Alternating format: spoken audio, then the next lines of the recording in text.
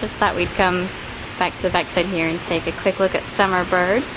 He actually worked this past Saturday here at Belmont. 5 furlongs in a minute flat. It was the second fastest of 15 at the distance for the day. And Tim Ice said it was actually one of the best works he's ever had since he's been in training. Tim Ice has been really honest too about when he's been working well and when he hasn't. So it's a lot to be said if he was making a statement along those lines.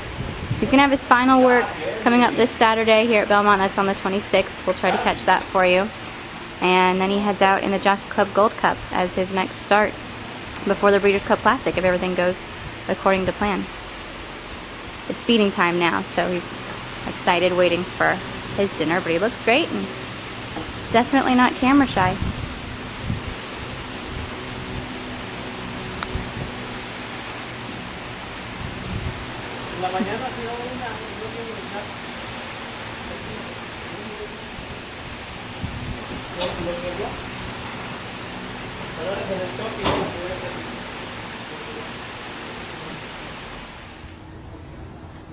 Got the Tim Ice saddle towels and all the bandages for Summerbird just here outside the barn. So when he works in the mornings, those are the saddle towels that you would see. Tim Ice's logo, the blue towel with the white eye on it. And Summerbird is actually right near in part of Nick Zito's barn, who of course Nick Zito trained Birdstone, Summerbird's father, who was the last horse in fact to win the Travers and the Belmont Stakes.